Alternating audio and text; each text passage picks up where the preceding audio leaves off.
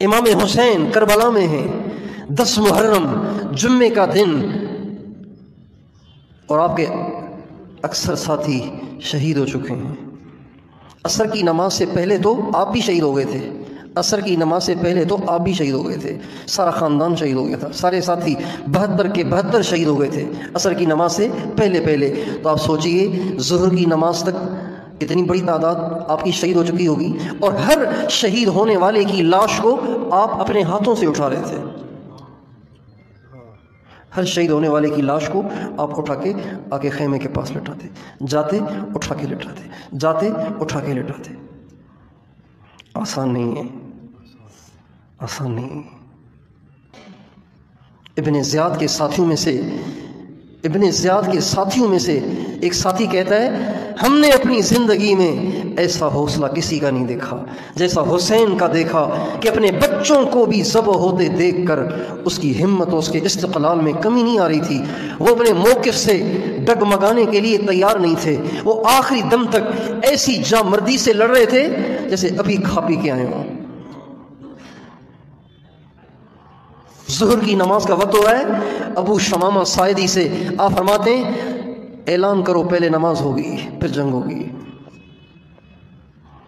تو شمر نے اس کا جواب دیا کہ نماز نہیں ہوگی، پہلے جنگ ہوگی، اور حسین سے کہو کہ تمہاری نماز تو قبول ہی نہیں ہے، تمہیں نماز پڑھنے کی ضرورت ہی کیا ہے جب تمہاری نماز قبول نہیں ہے۔ تو امام حسین فرمانے لگے، اگر رسول اللہ کے بیٹے کی نماز قبول نہیں ہے تو دنیا میں پھر کس کی نماز قبول ہے؟ چنانچہ آپ نے اپنے ساتھیوں سے کہا، یہ جنگ روکیں نہ روکیں، نماز تو ہمیں پڑھنی ہے، اور ساری دنیا کے انسانوں کو یہ پیغام دینا ہے کہ نماز تو پڑھنی ہے، نماز نہیں چھوڑنی۔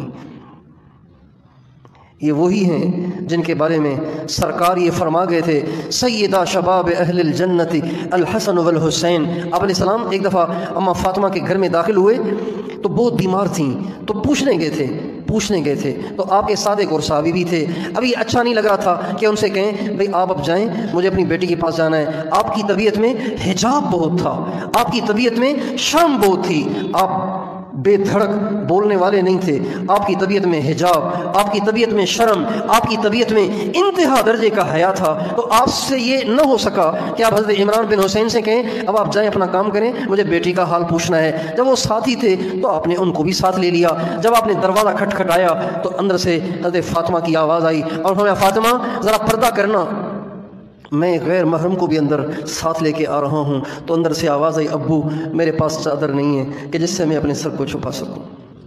آپ نے اپنے کندھے سے چادر کو اتارا، حضرت فاطمہ کو دیا، انہوں نے اپنے سر کو چھپایا، چہرے کو چھپایا۔ آپ اندر داخل ہوئے، عمران ایک طرف چلے گئے۔ آپ علیہ السلام نے جو ہی اپنی بیٹی کو دیکھا تو آپ بے قرار ہو گئے کہ چہرہ پیلا پڑ چکا تھا، کمزور ہو چکی تھی۔ آپ نے فوراً اپنی بیٹی کو اپنے سینے سے چمٹا لیا اور فرمایا، بیٹی کیا ہو گیا؟ کہا، ابو پہلے تو صرف فاقہ اور بھوک ہوتی تھی، اب تو بیماریاں بھی آ گئی ہیں۔ آپ نے ان کو اس وقت سینے سے لگاتے ہوئے، تھپکی دیتے ہوئے، تسلی دیتے ہوئے فرمایا، بیٹی اما ترضین ان تکونی سیدۃ نساء اہل الجنہ، میری بیٹی کیا تو اس بات پہ راضی نہیں ہے کہ اللہ تعالیٰ ان سختیوں کے عوض میں قیامت میں جنت میں تمہیں ساری جنتی عورتوں کی سردارن بنائے اور تیرے بچوں کو اللہ جنت کے جوانوں کا سردار بنائے۔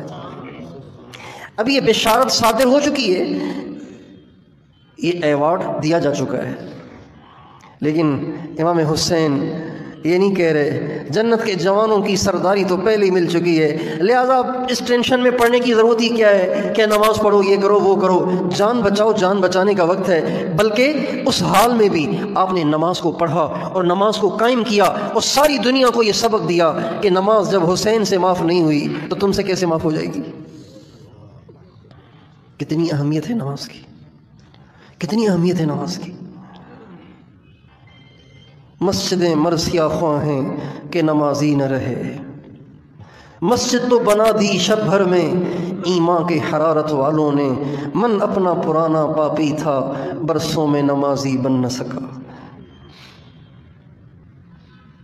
اپنے نبی کو آئیڈیل بنانے کا مقصد کیا ہے کہ ہماری نماز نہ جائے، جان جائے تو جائے، نماز نہ جائے، کاروبار جائے تو جائے، دکان جائے تو جائے، ملازمت جائے تو جائے، نماز نہ جائے، نماز نہ جائے۔